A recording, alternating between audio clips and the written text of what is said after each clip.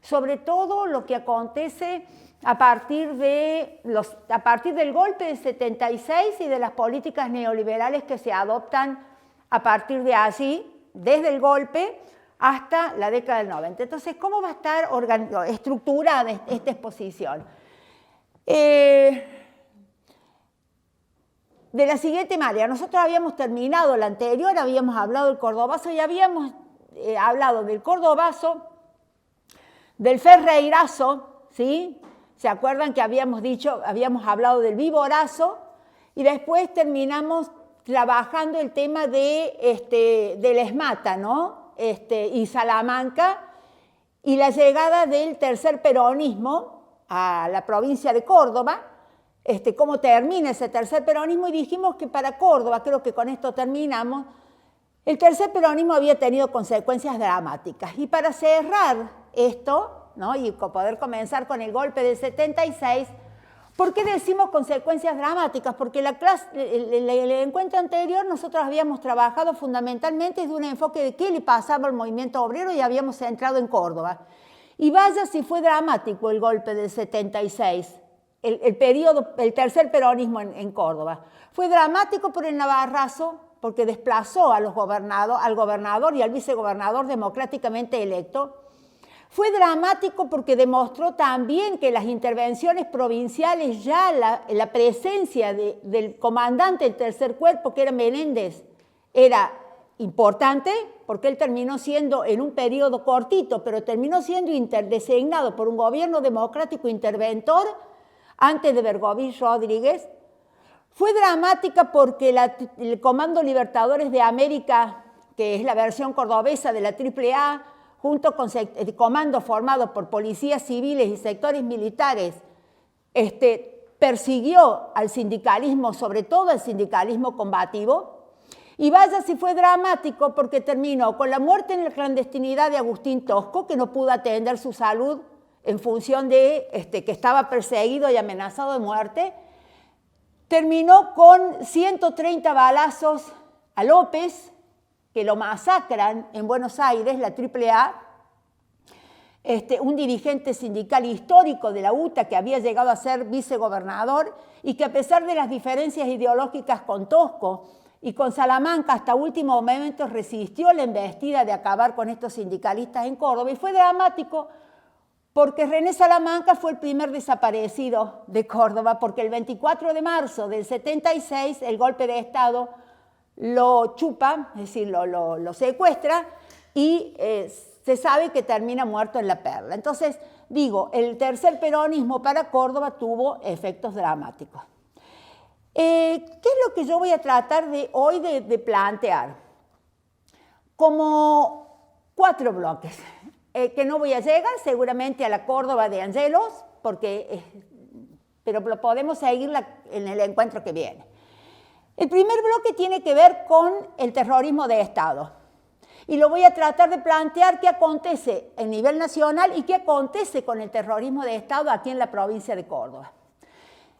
El segundo bloque es el gobierno de Alfonsín, es decir, la recuperación de la democracia y también con ese planteo, qué pasa a nivel nacional y qué pasa en Córdoba durante el gobierno de Raúl Alfonsín. Y posteriormente, ¿qué acontece durante los gobiernos de Carlos Saúl Menem? Y allí voy a tratar de enfocar en el hecho de que lo que acontece con el neoliberalismo y la imposición de políticas neoliberales acontece en toda América Latina. Y empieza a acontecer también en los países de centro, cuando Margaret Thatcher y Ronald Reagan, a mediados de la década del 70, comienzan a cuestionar este Estado benefactor, este modelo keynesiano que apuntaba a un crecimiento industrial, etc. ¿Sí?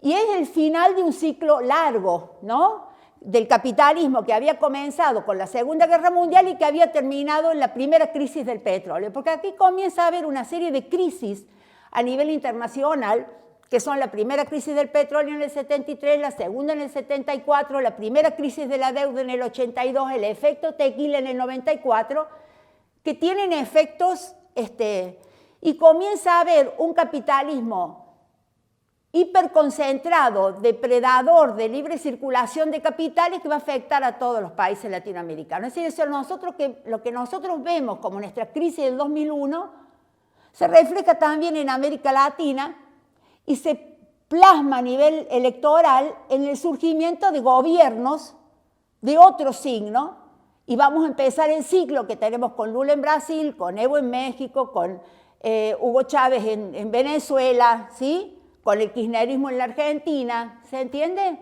Por eso digo, por ahí es importante ver que lo que nos acontece también en América Latina. Bueno, el 76 al 83 es uno de los periodos, no hace falta que yo se los diga porque ustedes lo saben, más oscuros de la historia argentina y más nefastos de la historia argentina, que trajo como consecuencia no solo un sufrimiento individual para quienes sufrieron la persecución y la desaparición, sino que generó un trauma social de destrucción de los lazos de solidaridad y comunicación que ha tenido efectos perdurables en la vida de los argentinos y que afectó a toda una generación, directa o indirectamente, no solo a aquellos que murieron, es decir, que fueron desaparecidos y que fueron asesinados, sino a toda la generación que vivió el terror, porque el terror fue capilar, es decir, tuvo una penetración en todos los niveles. A partir del 76 nosotros vamos a tener los mandatos de Videla. Lo principal del terrorismo de Estado acontece durante la gestión de Videla, que además es la más larga, del 76 al 81, y el resto, Viola, Galtieri y Viñones, duran solo un año en diferentes circunstancias. Y aquí está el primer tema que nosotros tenemos que conectar con lo que pasa en América Latina. Este golpe no es más que una continuidad de estos planteos de Estado burocrático autoritario que nosotros ya vimos con Onganía. La idea es la misma, el enemigo está adentro, no está afuera, el enemigo es el comunismo, afecta al ser nacional. Ya voy a leer una serie de discursos de la dictadura que dejan en claro cuál es la visión que tienen. Esto es una guerra, hay que destruir a este enemigo, hay que hacer una cirugía mayor. Esto aconteció a nivel latinoamericano y empezó a acontecer de manera temprana.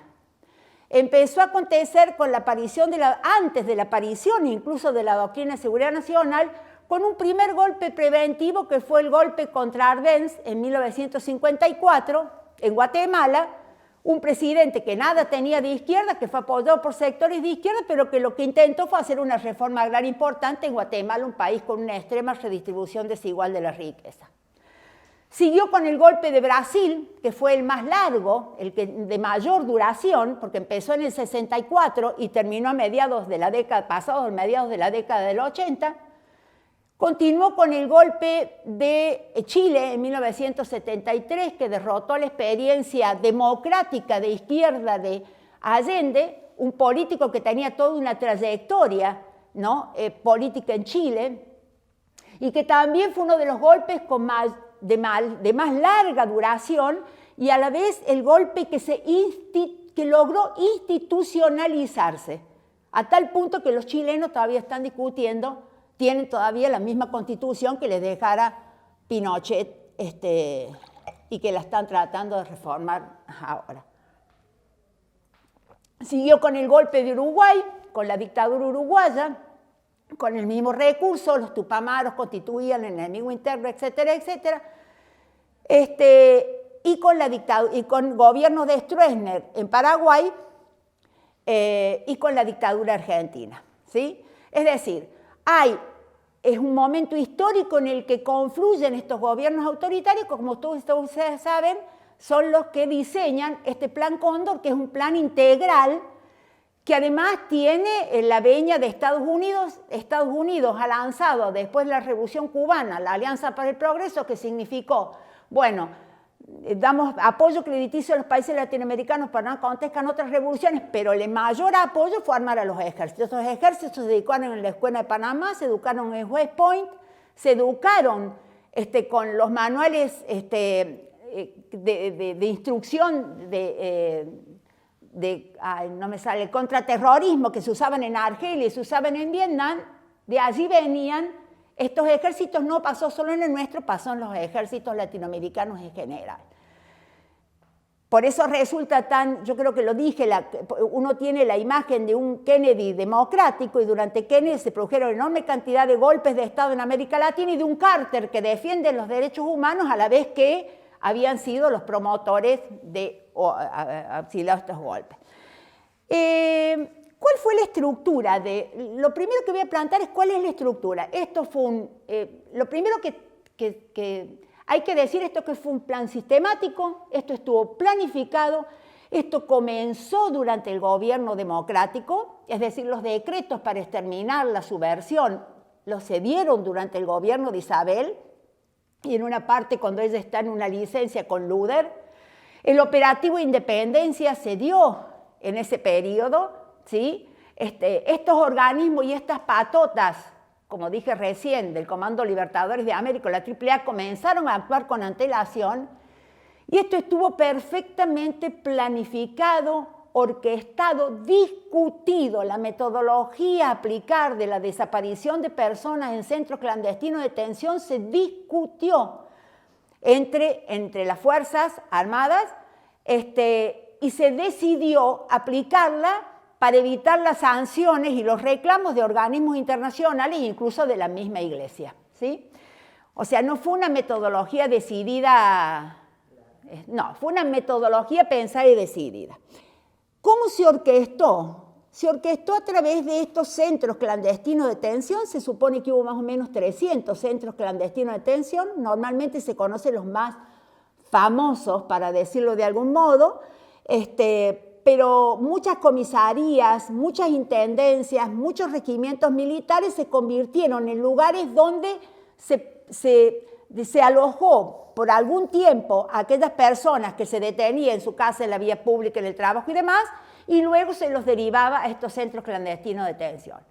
A otros detenidos se los envió, se los blanqueó, para llamarlo de algún modo. Algunos pasaron por centros clandestinos de detención y luego fueron blanqueados y pasaron a cárceles comunes, y otros fueron directamente a cárceles comunes. Es decir, el destino de las personas que eran detenidas era diverso, ¿sí?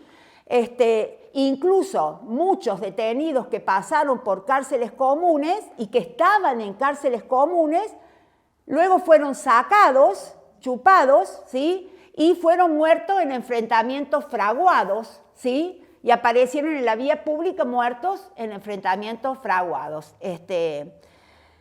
En Córdoba se dio uno de los casos más emblemáticos, que es la cárcel de San Martín, ¿no?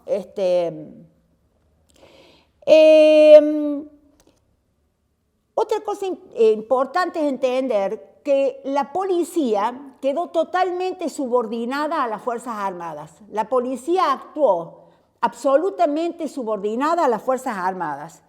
Y el accionar de las patotas eran estos grupos de civil que irrumpían en la vida pública o en el trabajo o en las casas. ¿Qué mandatos caducaron? Todos. No caducó solo el mandato de la presidenta de la Nación, que además fue prisionera en una estancia del sur y recién fue liberada por Gartieri, sino que caducaron los mandatos de todos los gobernadores. El poder legislativo a nivel nacional quedó clausurado, las legislaturas provinciales, las intendencias de aquellas ciudades más o menos importantes, los consejos deliberantes de las intendencias dejaron de funcionar y en general las autoridades fueron desplazadas, salvo que tuvieran una comunión ideológica probada con el proceso. Es decir, no permanecieron en su lugar, digo, ni aún en intendencias pequeñas, autoridades que no comulgaran, al menos ideológicamente, o por lo menos que las Fuerzas Armadas no tuvieran la seguridad de que pudieran llevar a acciones contrarias a las que pensaban llevar adelante. Se intervinieron todos los partidos políticos, se confiscaron las cuentas bancarias de los partidos políticos, igual que las organizaciones gremiales. Se intervinieron todos los sindicatos, sobre todo los sindicatos más grandes, y el terror, ya voy a leer algunas cifras, se dio sobre todo en la clase obrera. Más del 45% de los que desaparecieron fueron trabajadores, y fundamentalmente con los delegados de fábrica. Los delegados de fábrica fueron los que recibieron con mayor dureza el impacto. También estudiantes. Tenemos que tener en cuenta que en el caso de Córdoba, por ejemplo, que ya voy a leer algunas cifras, el 60% de los estudiantes eran a su vez trabajadores, que es algo que nosotros vimos cuando analizamos el cordobazo. Hubo en el año 76 una baja del 40% de salarios reales. ¿Qué acción tuvo el movimiento obrero? El movimiento obrero quedó prácticamente paralizado. Quiero hacer una aclaración. Esta represión y esta desaparición y muerte de los miembros fundamentalmente accionó sobre el sector del sindicalismo combativo. Esta política represiva, que después me voy a referir con mayor detenimiento, fue lo que permitió aplicar la política económica que aplicó el régimen. Estamos en el año, a mediados de los 70, estamos en los comienzos de la aplicación a nivel, como le decía, latinoamericano, de políticas de tipo neoliberal, de cuestionamiento del Estado keynesiano. Y esta política represiva y de movilización, porque imagínense ustedes que recién las primeras movilizaciones más o menos contundentes se dan en los 80, y las protagoniza un sector del sindicalismo que es la de Ubaldini, un dirigente sindical poco reconocido, ¿no? Que se animó a plantear la primera huelga general en el año 81, por supuesto, que fue duramente reprimida. Después vino Malvinas y bueno, dio vuelta todo, y esa misma gente que había sido reprimida ahora fue llamada a la plaza, ¿no? Pero digamos, la figura de Ubaldini ahí en ese sentido fue muy importante.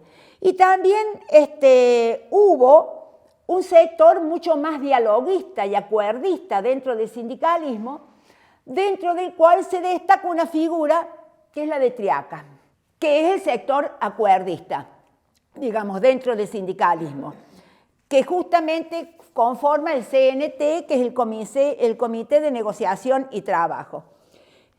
¿Qué características tiene esta política económica aplicada por Martínez de Hoz? Esta política económica aplicada por Martínez de Hoz, que en realidad llama la atención que la hayan aplicado, porque es la primera vez que un gobierno de facto abandona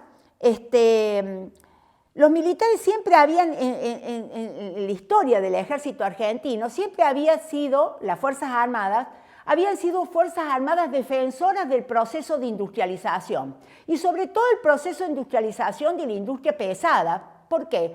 Porque consideraban que eso era una garantía de defensa de la soberanía. Es la primera vez, con el golpe de 76, que los militares argentinos abandonan esta idea de la industrialización por sustitución de importaciones, de la industria pesada, de la defensa de la soberanía a través del desarrollo industrial, y se acoplan a un planteo liberal de la economía. Yo voy a leer un texto. Dice: los militares dejaron de lado su histórica postura a favor del proteccionismo industrial, el estatismo y el desarrollismo como bases de la seguridad nacional, y apoyaron el libre cambio y un planteo ortodoxo de la economía.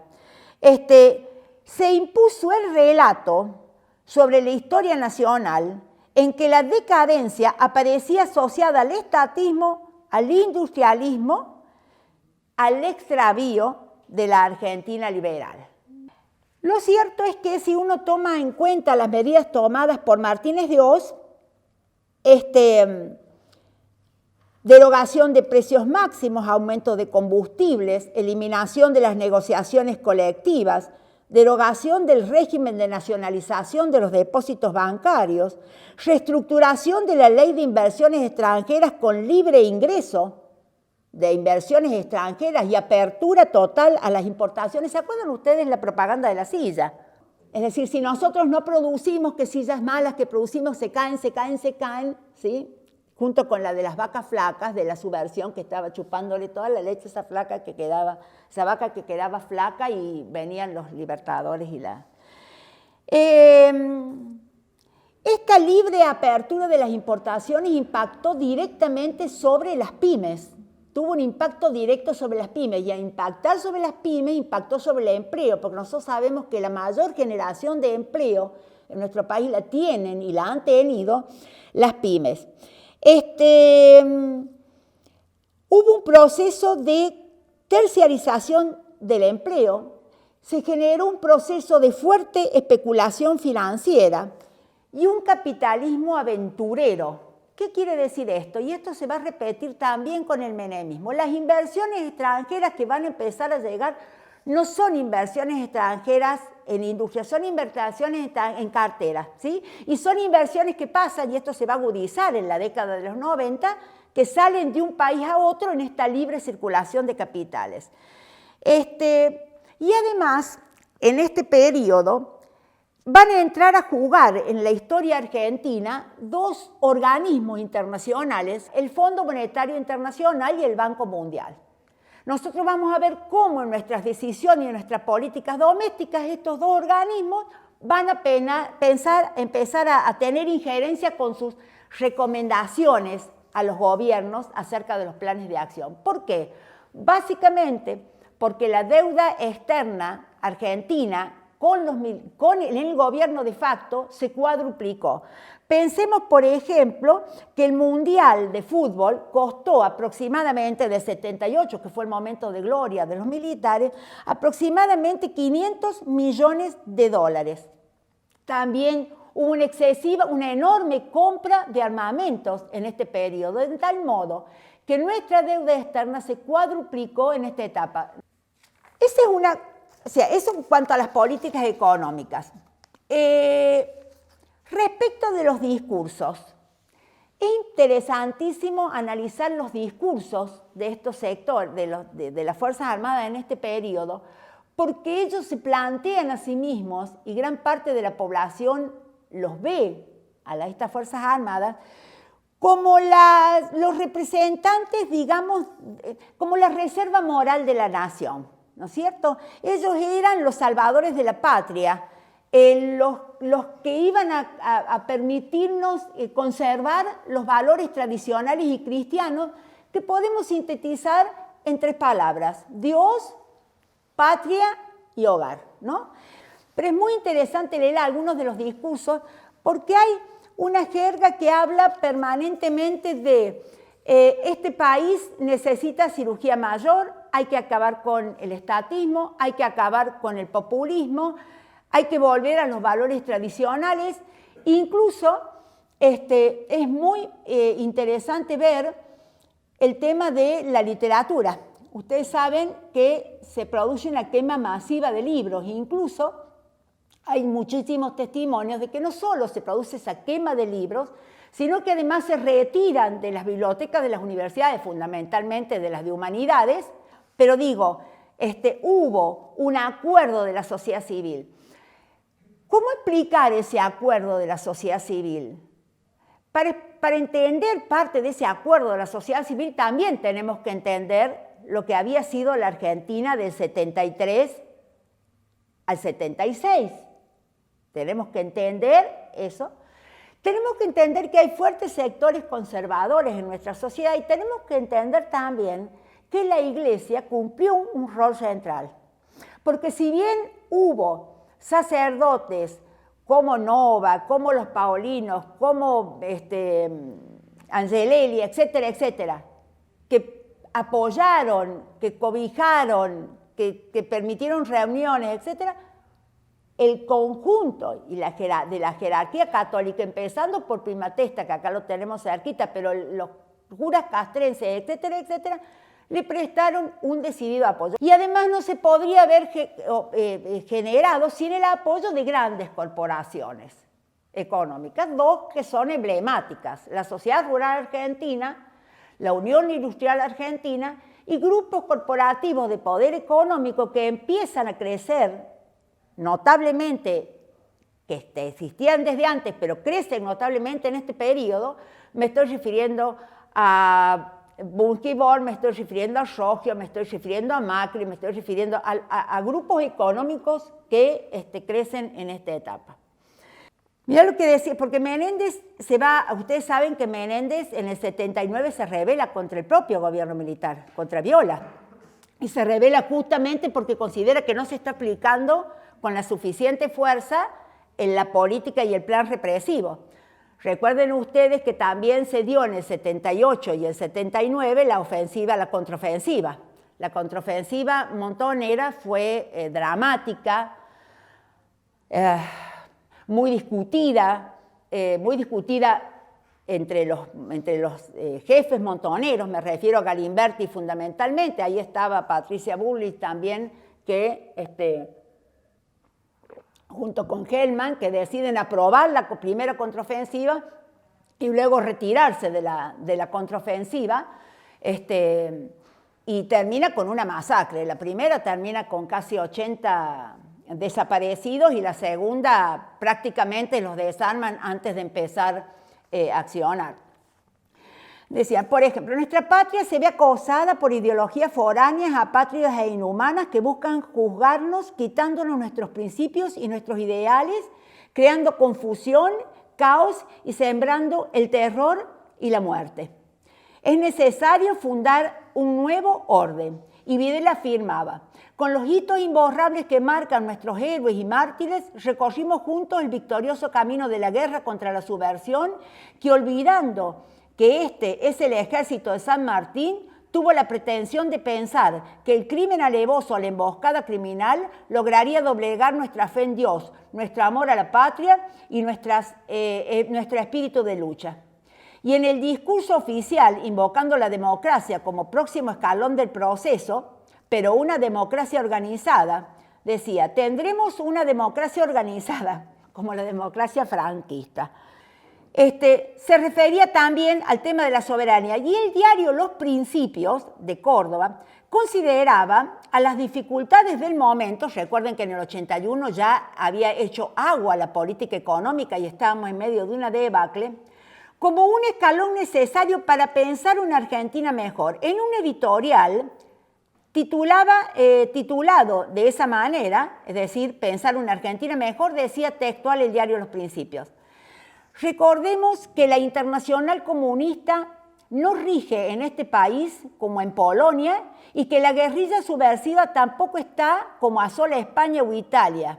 Hay paz, hay riqueza, hay caudal humano buenísimo. ¿Qué esperamos para marchar en 1982?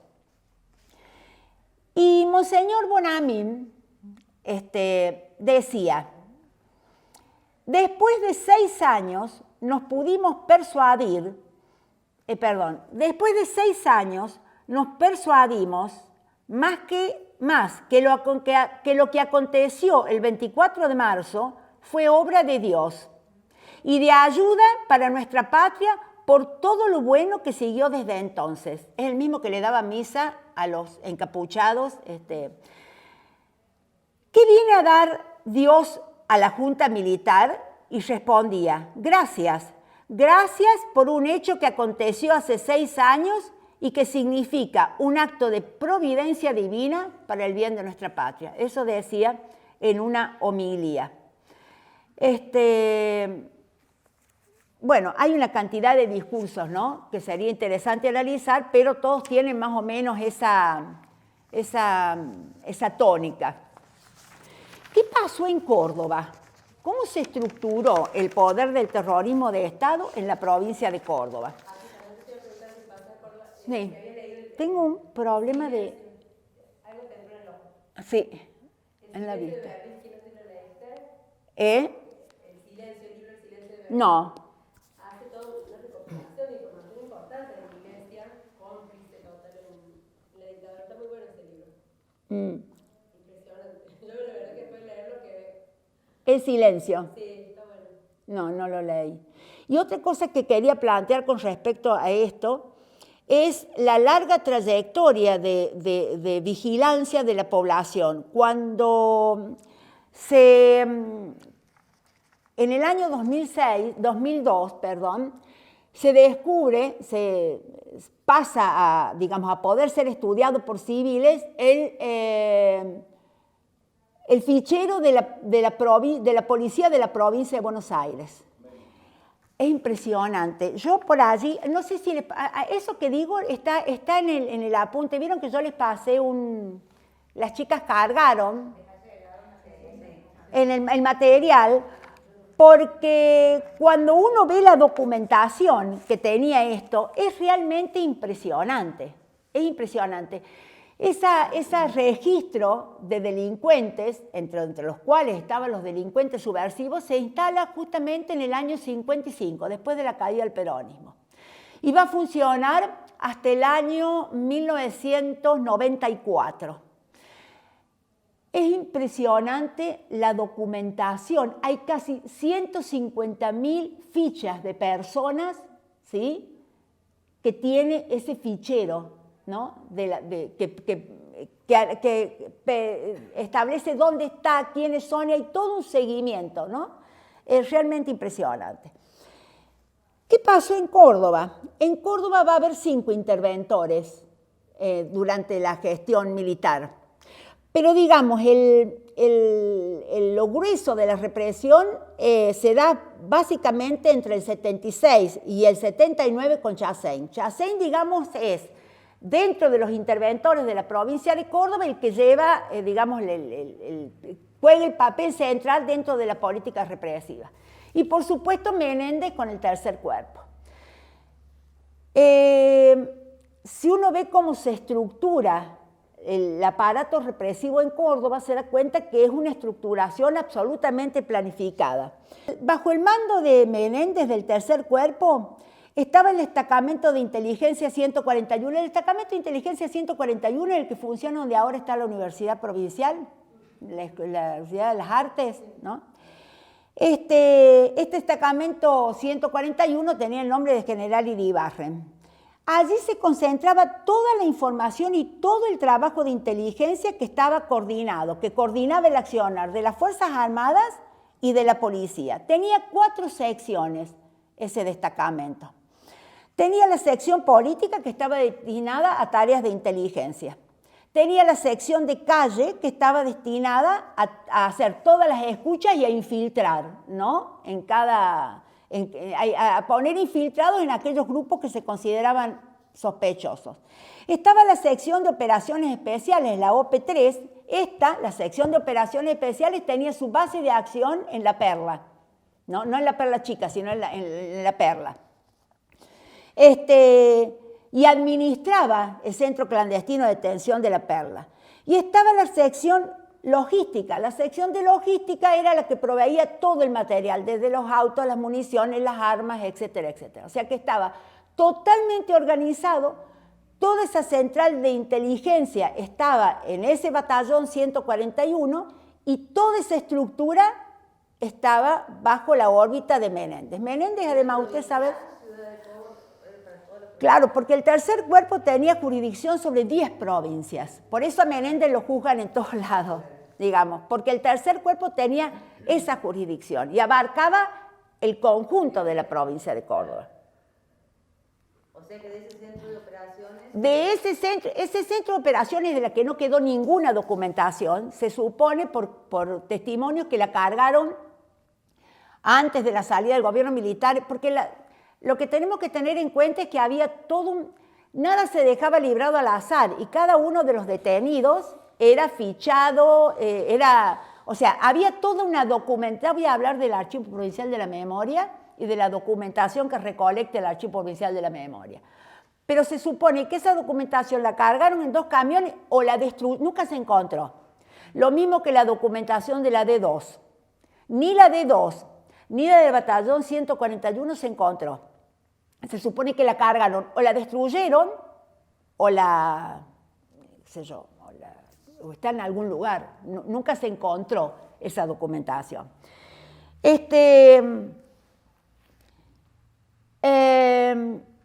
Había un conjunto de reuniones secretas que mantenían sectores de las Fuerzas Armadas con las fuerzas policiales, las conocidas como Comunidad Informativa de Inteligencia, que se encargaba de recopilar la información. Y Menéndez afirmaba, es muy, muy interesante ver, Menéndez afirmaba que en Argentina se estaba librando la Tercera Guerra Mundial, ¿no? Que en el mundo se estaba librando la Tercera Guerra Mundial y que Argentina era uno de sus campos de batalla. Esta tercera guerra contra el comunismo. Menéndez estaba convencido de que había que refundar la nación y que había que refundar el sistema político. Él mismo manifestaba que esto era un gobierno de transición, pero que el gobierno que surgiera tenía que ser un gobierno que implicara una refundación del orden en torno a esos valores. Todo aquello que se opusiera a este, digamos, tripartito de Dios, patria y hogar, ¿sí? Y que invadiera los valores tradicionales, tenía que ser eliminado. Por eso cuando él se revela en el 79, se revela justamente porque se da en ese momento la primera apertura con Viola de diálogo con los partidos políticos. Los centros clandestinos de detención, todos ustedes conocen cómo funcionaban, no voy a ahondar en eso, todos deberíamos leer el libro Nunca Más, porque realmente, a pesar de ser tan terriblemente fuerte, es de primera mano esos primeros testimonios, esos primeros 10.000 testimonios. A mí, cuando ponen en duda la cantidad de desaparecidos, digo, imagínense ustedes que eso se hace en 9 meses. Esa información se recoge solo en 9 meses y logran... Claro, logran recoger... Pero escúchame, la mayor parte de la gente no logra, estamos en el 85, 83, 84, 85 a procesarlo. Logran esos 10.000 casos, todos ustedes saben cómo funcionaban nuestros centros clandestinos de detención. Bueno, el principal fue La Perla, funcionó hasta el 79. Se supone que por La Perla pasaron aproximadamente 2.300 personas, que la mayoría de los que pasó por La Perla están desaparecidos. La Perla tiene el número más grande de desaparecidos. La Perla Chica no, era más pequeña. La D2 fue, lo que impresiona de la D2 es dónde estaba emplazada físicamente, ¿no? Eso es lo más impactante y lo que más nos mueve a pensar qué pasó en la sociedad. Porque la D2 estaba al lado de la catedral, la D2 estaba en el Cabildo, había sido una cárcel en la época colonial. Y en ese lugar se supone que por la D2 pasaron casi 1.000 personas aproximadamente, ¿no? Que fueron torturadas en la D2 y que luego fueron transferidas a algunos de los centros clandestinos de detención. Campo de la Ribera fue el que mayor cantidad de detenidos tuvo, pero no en proporción. Campo de la Ribera se supone que pasaron más o menos 4.000 personas por Campo de la Ribera, pero de esos 4.000 hay 100 desaparecidos, es decir, tuvo la mayor cantidad de gente que pasó por el centro de detención. La casa de hidráulica la conocimos, que está al lado del lago San Roque, que era un chalet de hidráulica, que como existían rumores de que los guerrilleros iban a dinamitar el paredón del dique, la policía se apropió de la casa, pero no se constituyó en un centro clandestino. O sea, los presos pasaban por la casa de hidráulica, ¿no? Es muy interesante, además de las que nombro, hubo en todos lados. Hubo en Río Cuarto, en Villa María, en Belleville, en Cosquín, en Corral de Busto, en Marcos Juárez, el hospital de tuberculosos de Punilla, en muchísimos lugares.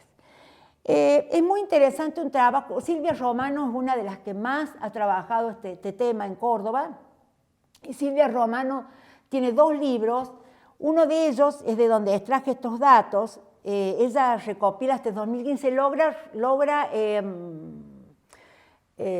analizar 1.054 casos de Córdoba, ¿no? Y son muy interesantes las estadísticas que ella elabora, porque si bien son una muestra, ¿sí? Estos 1.054 casos, ella los ubica, cuántos eran obreros, cuántos eran estudiantes, qué edades tenían, ¿no? Y entonces ella en ese libro recopila qué datos, la edad, donde trata de reconstruir la historia de estos 1.054 casos.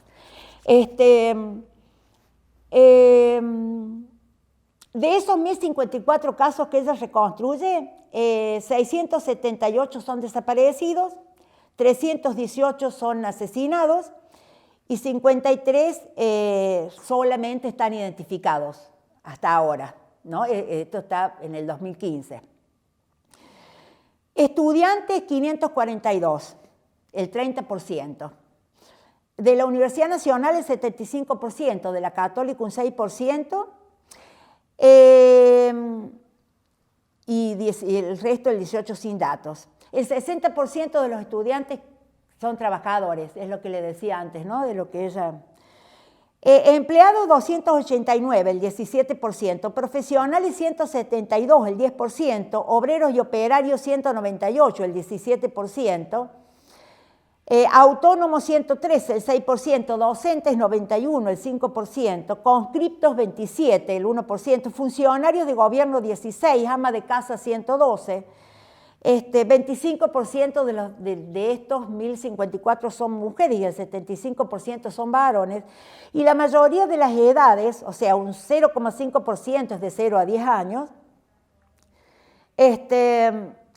y de 11 a 20 años un 10%, y la mayoría es de 21 a 30. El 62% de los desaparecidos, estos 1.054 casos que ella analiza, son de 21 a 30 años, es decir, extremadamente jóvenes, de 30 a 40 el 18%. Ayer analiza también cuántos de estas personas fueron asesinadas en fugas fraguadas, sacadas de las cárceles. Bueno, hace un análisis sumamente interesante, si alguna vez pueden acceder a ese texto. Está en la bibliografía que ustedes tienen al final del escrito que yo mandé, no están estos datos, pero en la bibliografía está el nombre del texto. Creo que se llama, a ver si lo tengo acá, no tengo el título del texto. ¿Qué pasa con los documentos? Y acá es muy interesante el trabajo, lo voy a decir rapidito, que realizó el archivo. Usted sabe que en Córdoba se crea el Archivo Provincial de la Memoria en el 2006, ¿sí? Y ese Archivo Provincial de la Memoria comienza a hacer un exhaustivo trabajo de búsqueda, realmente impactante, impresionante. ¿Por qué? Porque empieza por la Central de Policía de Córdoba Capital, busca documentos en 17 centrales de policía de distintas partes de la provincia, ya le voy a decir que busca documentos en la casa de... ¿Qué encuentra en la central de policía? Los libros de guardia. Los libros de guardia eran libros que duraban un mes y ahí quien estaba a cargo de la guardia tenía que anotar todo. Tenía que anotar quién entraba, quién salía, quién estaba detenido, quién tenía la guardia, quién se hacía, todo. Si un policía venía accidentado, todo. No se encuentran todos los libros de guardia, pero sí se encuentran muchos libros de guardia. No en todas las comisarias. Se encuentran en un estado, como yo di clase en la Escuela de Archivología, los archiveros hicieron un trabajo impresionante. Pues estos libros de guardia estaban por lo general tirados, comidos por las ratas, húmedos. Y hay dos episodios que son muy impresionantes. Donde funcionaba la morgue de Córdoba Capital, el edificio fue cedido al Museo de Antropología. Cuando la gente del Museo de Antropología se hace cargo, en una de las cosas frigoríficas del Museo de Antropología encuentran, junto con basura y todo lo demás, encuentran los, ¿cómo se llaman? Los, ya me va a salir, los informes de los forenses, ¿sí? En el periodo que va de 76 al 83. Entonces allí, en estos informes de los forenses, ¿qué figura? ¿Por qué murió? Murió. ¿Y de qué murió? De enfrentamiento con la fuerza de seguridad. Bueno, eso fue una documentación muy importante. Y en un momento determinado, protocolos de autopsia, así se llaman, es que son bastante largos y en donde el forense que hace la autopsia describe. Y hay dos episodios que son muy significativos para el archivo de la memoria.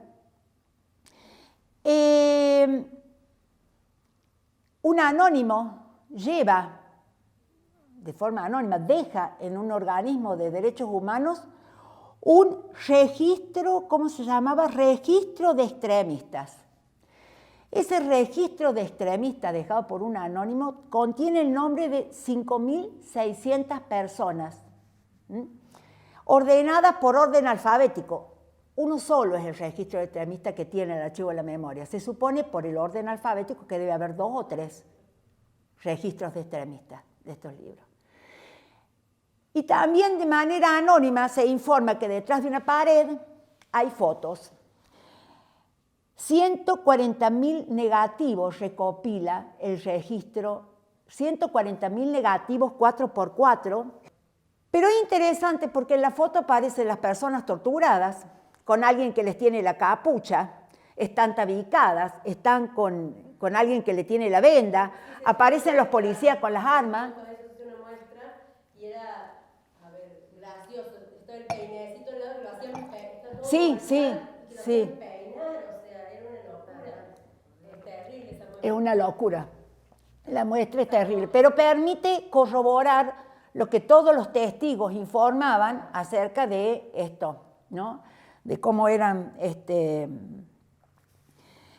como les dije antes, en la mesa, lo del ministerio, la mesa de entrada es muy importante, son 10.000 casos, 10.000 documentos, y lo de estas fotos son realmente impactantes, es impactante.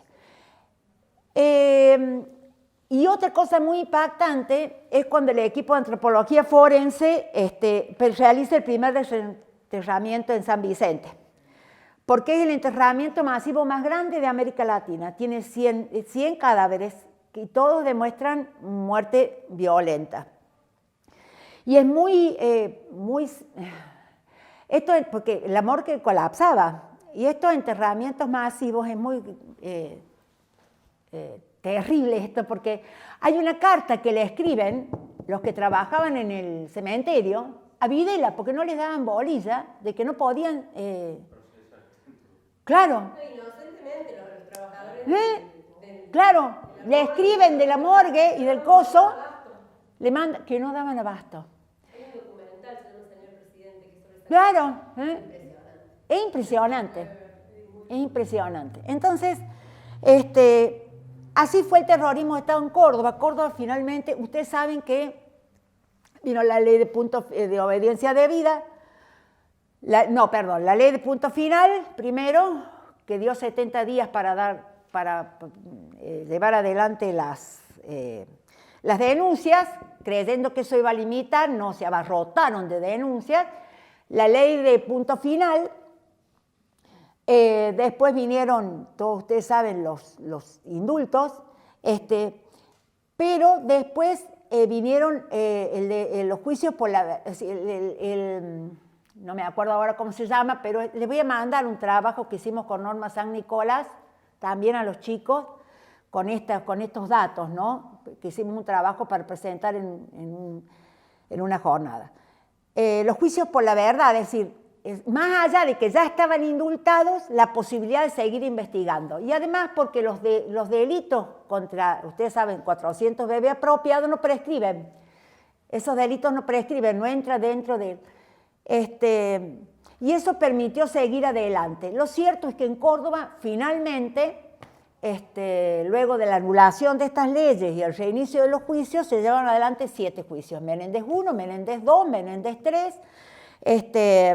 que tienen distintos nombres. Brandalices Menéndez I, la UPI I, Gonteros, Videla Menéndez, Rosselli, del Comando Radioeléctrico, el juicio a los magistrados, que fue realmente impactante. Yo también asistí a las audiencias, ¿no? Y muestra la complicidad del Poder Judicial en esto. Y Menéndez III, que es mayor.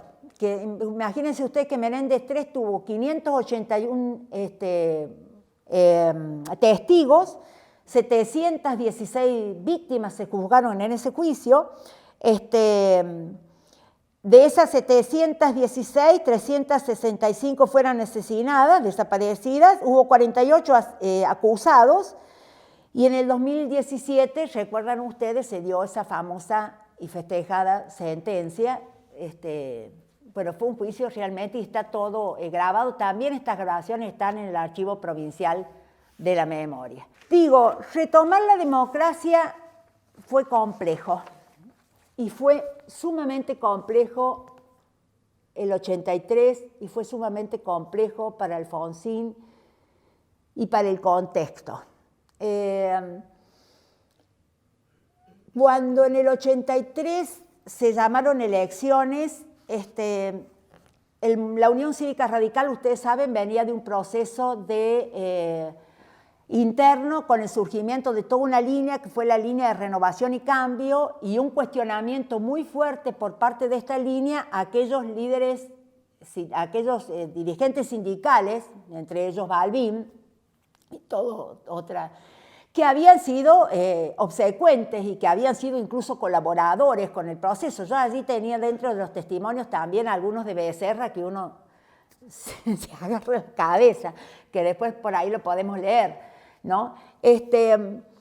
Pero digo, no fue, digamos, Alfonsín en esas elecciones sacó provecho de varias cosas que permiten entender que haya ganado las elecciones.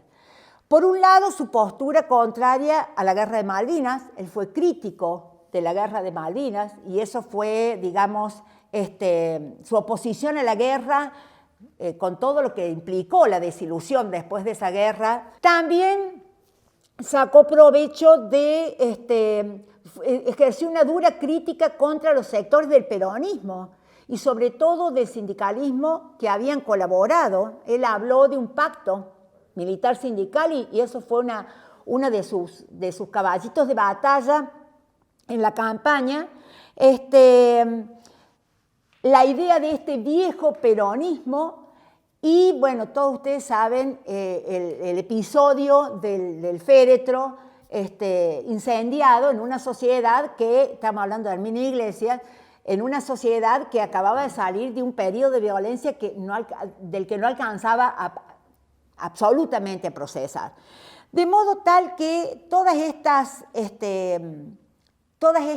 circunstancias fueron las que permitieron que Alfonsín se impusiera a la fórmula de Hito el Argentino Luder. ¿Se acuerdan que Hito el Argentino Luder también había jugado un papel importante en el tercer peronismo como reemplazo de la presidenta? Hito el Argentino Luder y Vittel. Y hubo un hecho que ustedes saben que cuando los militares se retiran dan una autoamnistía, aluden a una autoamnistía, una imposibilidad de ser juzgado por esto que había acontecido, que era una guerra, ¿sí? Entonces, el Luder admite la posibilidad de aceptar esa autoamnistía y Alfonsín establece que anularía cualquier ley de autoamnistía una vez que asumiera el poder. Y eso fue quizás lo que permitió que el 30 de octubre del 83 ganase las elecciones. En esas elecciones hubo una absoluta polarización, absoluta. El conjunto de los partidos, el resto de los partidos políticos no lograron, los partidos, más del 1-2% de los votos. La fórmula Alfonsín-Víctor Martínez obtuvo mayoría en el colegio electoral. Recuerden ustedes que antes de la reforma constitucional del 94 todavía elegíamos por colegio electoral. Y aquí se va a plantear una gran tensión entre las expectativas y la realidad. El discurso de Alfonsín, ustedes saben, cada partido tiene como su marca de origen, ¿no? Y entonces el discurso de Alfonsín es un discurso que alude a la Constitución, a la República, a los valores republicanos, etcétera, etcétera. Y esa conocida frase, que todos la conocen, con la democracia se come, se educa. ¿Y se qué era? Se come, se educa y se cura. Con la democracia se come, se educa y se cura. Y no. Con la democracia, con esta democracia, porque una cosa es la democracia como forma de gobierno y otra como estilo de vida, y en este contexto, entonces, su situación va a ser extremadamente compleja. ¿Por qué? Porque tenía una deuda que se había cuadriplicado. Porque en el 82 América Latina ya tenía problemas con las deudas. La mayor parte de los gobiernos dictatoriales de los países que nombré recién habían contraído enormes deudas externas. No todos estaban en la misma situación. Yo dije antes que los militares argentinos habían renunciado al proyecto industrialista, cosa que no pasó, por ejemplo, con los militares brasileños. Fue completamente diferente, pero digo, tenía una deuda externa enorme y se desató la crisis de la deuda. En el año 82, México declaró la imposibilidad de hacer frente al pago de la deuda y Alfonsín tuvo una iniciativa que debió haberse concretado, que era formar un club de deudores. Formar un club de deudores que estudiara las deudas externas de estos países que habían sido contraídas por gobiernos no electos por los pueblos y que pudieran, digamos, en ese club de deudores hacer un frente común a estos dos organismos, el Fondo Monetario Internacional y el Banco Mundial, que presionaba a estos gobiernos. Esta iniciativa fracasa totalmente. Y a ello se sumaba el hecho de que Cavallo, que fue presidente del Banco Central, en la última parte del gobierno militar con Viñones, estatizó la deuda privada. Estamos hablando de la friolera de 15.000 millones de dólares, ¿sí?, que implicó la estatización de la deuda privada. Esta cosa hay que recordarlo, porque cuando yo lo veo a Cavallo opinando, es una cosa que fue poquito tiempo presidente del banco, fue con Viñones, pero estatizó la deuda privada, la deuda de estos grandes grupos económicos que siguen siendo exactamente los mismos grupos económicos que ahora encontramos presionando a los gobiernos. De ellos...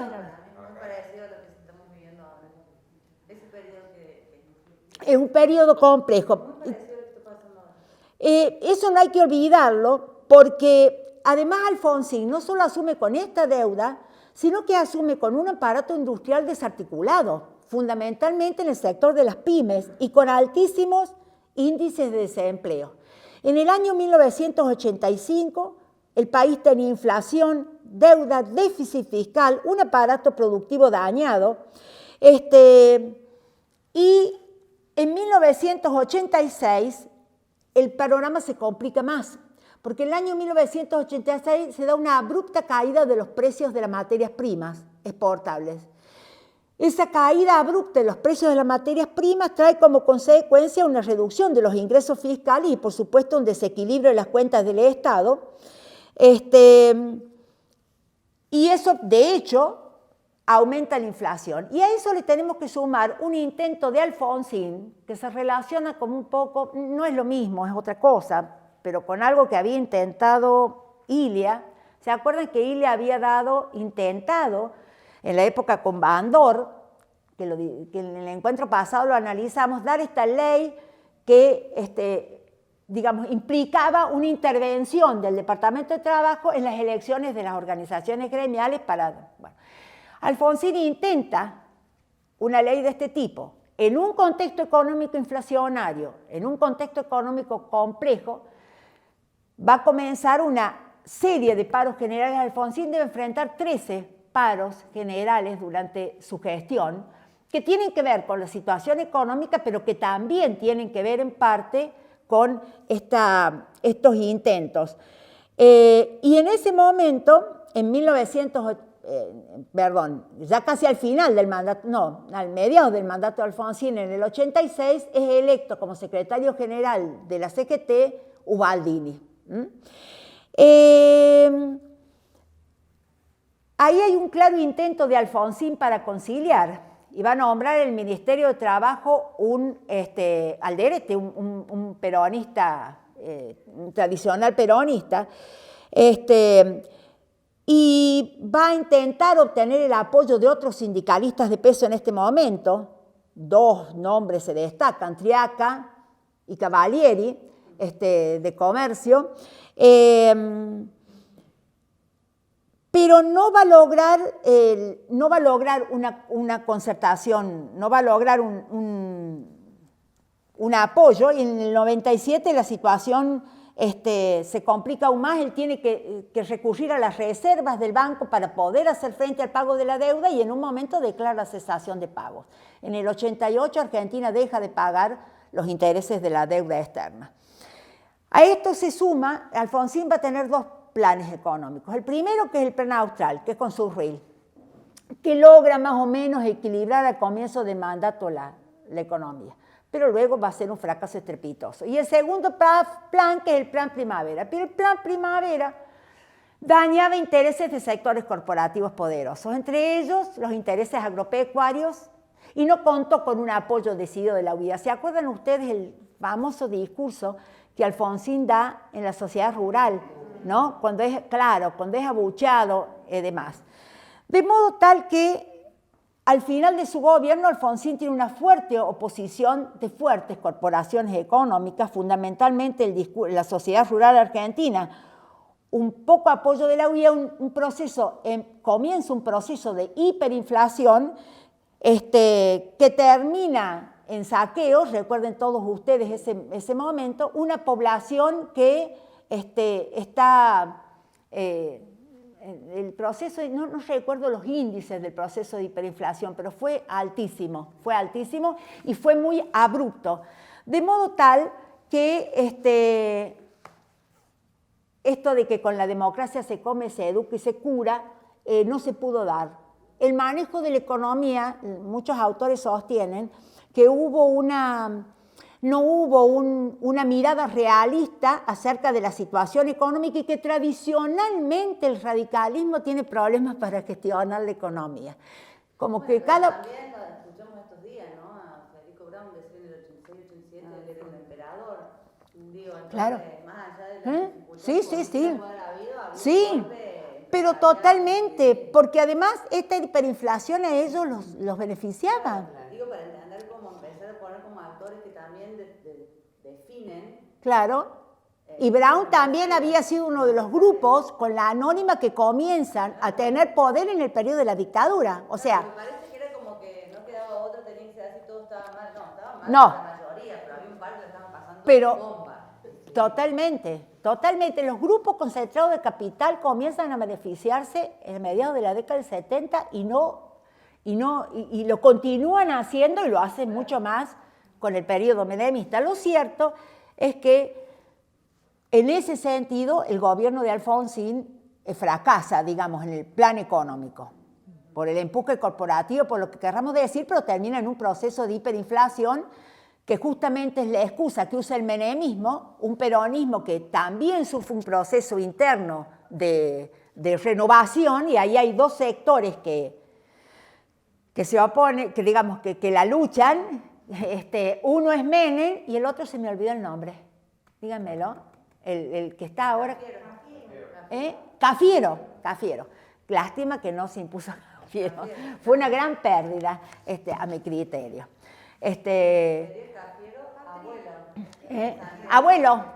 Abuelo del actual Cafiero. ¿Qué papel jugaban los peronistas mientras estaba la debacle de Alfonsín? Bueno, el sindicalismo peronista jugó un papel claramente, o sea, 13 paros generales son muy difíciles de soportar para cualquier gobierno. Eso por una parte. Como vos dijiste, fue en el marco de querer quitar todos los derechos. Sácate no escucho nada. Quitar las convenciones colectivas de trabajo. Sí. Quitar la elección de delegados, era volver las leyes laborales 50 años para atrás. Y él manda eso al Congreso, pasa a diputados, cuando va a senador se lo rechaza y nadie se le empezó a ver. Sí. Ahí le pifió. Sí. Por eso dije, lo que quiso hacer, no entré en detalle, lo que quiso hacer Ilia, también Alfonsín y eso, pero tampoco se puede explicar, digamos, tampoco se puede explicar, si no entendemos el avance de estos grupos corporativos, la caída de Alfonsín. Es decir, yo creo que hay que mirarlo de los dos lados. Y además, yo no he hablado del segundo aspecto de Alfonsín, que tiene que ver con los derechos humanos. La política de derechos humanos, de defensa, empieza ahí. Empieza con Alfonsín cuando él decide crear la CONADEP, presidida por Sábato y con otros personajes como Favaloro, Magdalena Ruiz Guiñazú y muchos otros que no sabemos qué le pasó después. Decide crear la CONADEP e investigar esos 10.000 casos de esa primera primera puesta en público, y además fue un hecho significativo para toda América Latina. América Latina había tenido gobiernos de facto terriblemente represivos y nunca se había llegado a sentarlos en el banquillo de los acusados, aun cuando uno pueda cuestionar después la sentencia en el juicio, que son totalmente cuestionables. Solamente 2 reciben prisión perpetua, los otros reciben 6 años, 7 años, 17 años y terminan, bueno, todos indultados. Pero digamos, ese hecho primero del nunca más, y más allá de que uno cuestione el tema de la teoría de los 2 demonios que puede interpretar en ese primer prólogo del libro, discúlpame, vos querías decir algo y no levanta. Que como los grupos corporativos no iban a estar, cuando Alfonsín se mete en esto de los derechos humanos, cómo no iban a querer voltearlos si estaban implicados con la otra pata del régimen. Claro. Iban Bueno, a terminar siendo investigados. y nosotros cuando hay muchos hechos, porque tenemos por un lado el juicio a la Junta, por otro lado la presión que ejercen los sectores y la tablada, porque si uno pone en contexto a la tablada, que nos llevaría todo un tema a hablar, ¿qué fue la tablada? 32 guerrilleros muertos, 4 desaparecidos.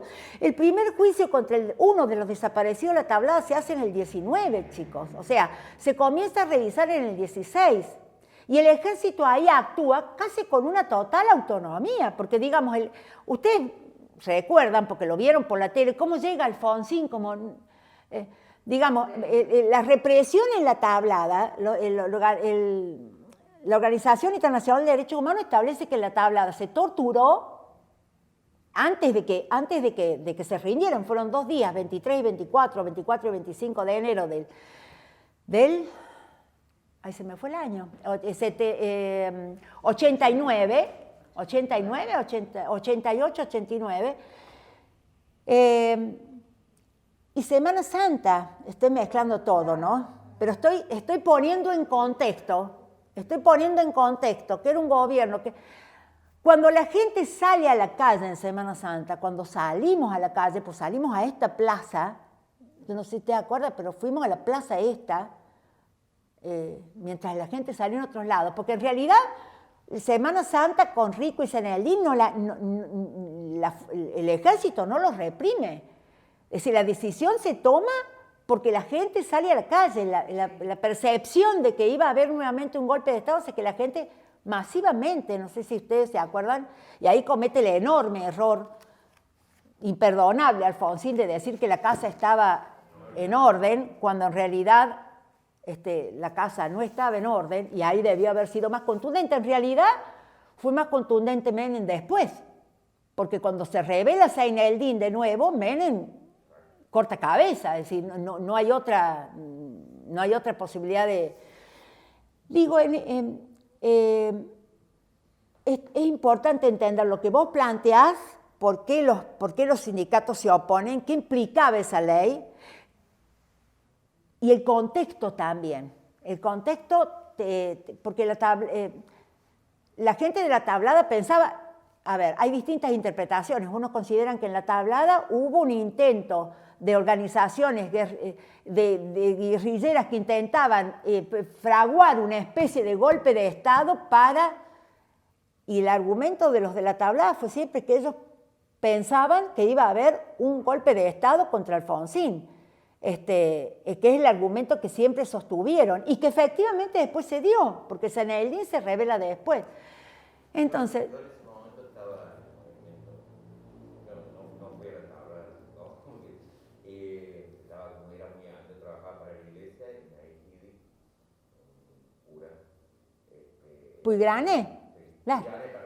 Puigrane. ¿Quién podía pensar? Y él iba a Santa Fe, yo estaba en Santa Fe y quedé a cargo de la provincia de Santa Fe yo. Y me no había celular, no, me mandaban las cartas, dale a buscar, juntar a la gente de Santa Fe. Y de golpe un día, yo vivía con favorito. ¿Podés hablar más fuerte? Porque yo estoy media sola.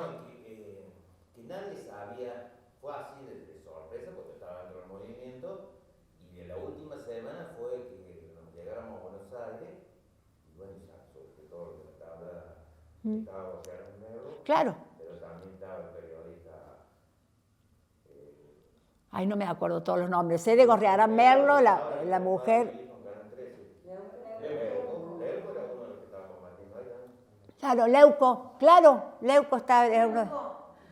Es muy complejo todo, ¿eh? Me acuerdo porque yo tenía como recordando, pero era todo muy confuso y también tengo como muy presente el recuerdo de esa época, o sea, no cosa que cuento ya tenía, pero como que, viste, cuando empecé a entender, pero no terminé de entender, o sea, adolescente. Pero también me acuerdo que se hablaba mucho, era como que la sensación de que la dictadura no se había ido y es más, que habían quedado loquitos, yo me acuerdo que se decía como que había loquitos, como que había gente, bueno, todos los... La percepción de que podíamos perder la democracia Era horrible. era una percepción muy sentida en la ciudadanía. Muy sentida en la ciudadanía. De lo contrario, no se hubiese dado esa movilización como se dio en Semana Santa. Bueno, que terminó... Era como esa sensación de que se confirmaba algo que estaba pasando y que no nos decían qué era. Y era muy confuso, muy confuso. Pero incluso la crónica de la televisión era confusa. Algo parecido, ¿no? Que lo pasa ahora actualmente. Era un gobierno discursivamente de una forma y por ahí en los hechos iba, venía, entonces costaba mucho entender si era ¿qué era lo que... si era un malo, porque era todo así, decía una cosa, después a las 2 o 3 semanas hacía lo otro, y eso fue, inclusive el radicalismo también tenía problemas. Sí, enormes problemas internos. Fue debilitando, y cuando los grupos de poder hicieron voltearlo, después se fue. La elección de Menem se explica por esta enorme distancia que hay entre los discursos y las prácticas, ¿no? Porque el salariazo y la revolución productiva y la estética de Menem y el lugar de donde venía y sus patillas y su relación con Quiroga y todo lo que él significaba o despertaba, con esta idea de un gobernante del interior, de un gobernante de una provincia periférica como La Rioja, que representaba lo popular, etcétera, etcétera, etcétera, quedó en pocos días, cuando él nombra su primer ministro de Economía, que venía de los grupos más concentrados de poder, de Bungiborn, y cuando acerca al Sogaray, histórico representante del gorilismo en la Argentina, y a María Julia Orsegaray como secretaria de Ambiente al gobierno, en un contexto en el que, y eso lo voy a, la próxima, ¿en qué hora es ahora encuentro? ¿Son las 8? Bueno, en un contexto que tenemos que entender global de avance del neoliberalismo, de pensamiento único, había caído el muro de Berlín, se había acabado el comunismo, había triunfado el capitalismo, era necesario desterrar el keynesianismo, el Estado, el populismo, la idea. Yo les voy a leer una parte de un texto que me parece sumamente interesante con respecto a esto del pensamiento único y de... A ver si lo encuentro. Hoy estoy muy desordenada. A ver. Dice, en el contexto de una economía globalizada, de una internacionalización de la circulación de capitales, este es un texto, ay, no puse el autor, de fuerte endeudamiento externo de los países menos desarrollados, en el contexto del derrumbe soviético, del fin de la bipolaridad, se dio la imposición de lo que llamamos el pensamiento único, que se impuso como una cuestión de sentido común en apoyo al neoliberalismo. Yo no sé si ustedes recuerdan, pero en la década de los 90, dar una idea contraria a lo neoliberal era estar fuera de época. La mitologización, la naturalización de la globalización fue absolutamente intencional. Se la terminó imponiendo como parte del sentido común, como si lo único que quedara por hacer ante ella era adoptar una actitud de sumisión como ante una catástrofe natural. Pero en realidad, la globalización era una construcción intencionada de los grupos concentrados de capital con el fin de legitimar las políticas neoliberales de las que extraían enormes beneficios, generando una redistribución extremadamente negativa de los ingresos. Este cambio de ideas no pudo producirse sin la caída del socialismo real, que no solo ayudó a desacreditar las políticas estatistas en todo el mundo, sino a asegurar a los inversores que sus activos en los países en desarrollo o periféricos no serían expropiados por ningún gobierno de izquierda. Un nuevo punto de vista pareció apoyado por una constelación de actores nacionales e internacionales, entre los que se destacan instituciones y redes de líderes de opinión vinculados al capital mundial. Recuerden ustedes los Chicago Boys, por ejemplo, el Fondo Monetario Internacional, el Banco Mundial, los bancos de inversión y las empresas multinacionales. Numerosas instituciones del mundo y en especial de Estados Unidos garantizaron la difusión de estas ideas. Organismos internacionales con sus informes, fundaciones de grandes empresas que financiaban universidades, cátedras de economía y administración ayudaron a formar este nuevo credo. La globalización de mensajes e imágenes a través de monopolios mediáticos que operaron a escala planetaria crearon un sentido común, operándose una McDonaldización de la cultura. Así, fue diseñándose un pensamiento único. Este determinismo resultó altamente funcional a los intereses de la coalición dominante del capitalismo internacional y le hizo creer al mundo, en especial a los pobres, que el neoliberalismo era la única forma de gestionar seriamente la economía, que el mercado era la única alternativa y que había que archivar las utopías del pasado. Estas mitificaciones no fueron para nada inocentes, dice Noam Chomsky, que es uno de los autores de este texto. Y esto es tan patente que nosotros, si analizamos, con una compañera una vez nos pusimos a analizar los libros de la escuela secundaria de los 90. Y nos dimos cuenta cómo estos libros se habían orientado a la economía y dentro de la economía a una decidida mirada desde esta perspectiva.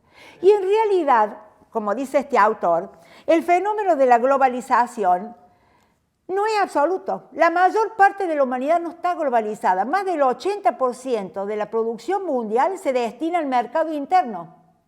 Las exportaciones globales representan el 20% de la producción mundial, dice Aldo Ferrer. 9 de cada 10 personas trabajan para los mercados nacionales. El motor de la economía de las naciones desarrolladas no se encuentra en la expansión, sino en el mercado interno que consume la mayor parte de sus productos. Es decir, Que lo que se hay... globalizaba era el sistema financiero, nos hacían creer que Claro. se globalizar era disco, o sea, que vos vas a poder consumir acá. ¿Ah? Eso vino después en realidad también, pero y en realidad lo que Y la creencia de que si entrábamos a esa globalización nosotros íbamos a estar en el primer mundo. El menemismo... siempre lo mismo, nos hacen creer que a nosotros nos va a pasar lo que ellos están haciendo que les pase a ellos. Pero te hacen que creer no hace para nada, lo que quiero decir, en el encuentro que viene les cuento. El encuentro que viene, como nosotros desordenamos los órdenes de los encuentros, no, empezamos con el cordobazo, seguimos hasta el 2001. En el encuentro que viene vamos a hablar del menemismo y de qué pasa en Córdoba con Angelos, con Mestre y a De la Sota casi no lo toco porque termino en el 2001. Incluso yo no he encontrado trabajos hay trabajos que analizan esto desde la perspectiva de qué pasa con las protestas sociales y analizan muy bien el caso de Cruz del Eje, analizan muy bien el caso de la cervecería Córdoba, de Río Tercero y la fábrica militar, de la privatización del correo y todos los despidos, toda esa cuestión. Pero no desde la perspectiva de análisis interno del gobierno. Pero digo, el próximo encuentro vamos a analizar el menemismo y qué pasa paralelamente en el alfonsinismo y en el menemismo con la provincia de Córdoba.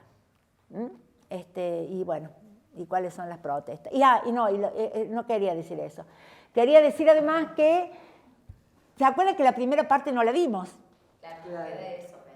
La primera parte que era toda la primera mitad del siglo XX. Bueno, eso lo voy a hacer Va a estar bueno la próxima. O sea, ¿qué voy a analizar? No voy a analizar desde fin del 19 porque no vamos a tener tiempo, pero voy a analizar por lo menos qué pasa entre 1930, la crisis del 30 y la caída del peronismo. ¿Qué significa el peronismo? ¿Cuáles son las teorías acerca de por qué del peronismo? Bueno, todo ese tema. Y la última, las mujeres. Las mujeres y el mundo del trabajo. Las mujeres que, como dije en la primera encuentro, siempre estuvieron, porque son la mano de obra no paga, que sostiene el sistema, pero vamos a ver qué papel juegan en el mercado laboral de Córdoba fundamentalmente, en esa primera mitad del siglo XX, qué papel jugaron las mujeres en el cordobazo, básicamente con un análisis de entrevista que hace Viviana Fultieri, que está divino, Las mujeres del cordobazo, y también con otros libros que analizan el papel de las mujeres en las organizaciones de izquierda, acá en Córdoba, muy interesante, porque así también analizan cómo estas organizaciones tienen verticalismo, patriarcado y un conjunto de características. Esos libros están todos en la bibliografía. Yo les mandé a ustedes, las chicas han cargado, el periodo anterior, del 55 al 76, ¿qué hice? Adapté mis apuntes de cátedra, porque yo daba instituciones argentinas en la Nacional. Entonces, en la Facultad de Filosofía, en la Escuela de Archivología. Entonces adapté mis apuntes de cátedra a esto. No está todo lo del movimiento obrero, pero está más o menos, y al final tienen bibliografía, y está primero lo de Argentina y después lo de Córdoba. El primero va del 55 al 76, el segundo va del 76 al 2001, y hay un escrito que estaría bueno que lo leyéramos para la próxima clase, que es como una síntesis, donde esto está publicado en unos talleres que hicimos para organizaciones sociales en la Escuela de Trabajo Social, donde analizo, analizo en base a bibliografía los procesos de protesta y movilización social dentro de los distintos contextos político-económicos de la Argentina entre 1890, entre la generación del 80, 1880-90, y el 2001, tomando ciertos hitos en cada momento, no sé, la Semana Trágica, la Patagonia. Bueno, Bueno, de nada. gracias.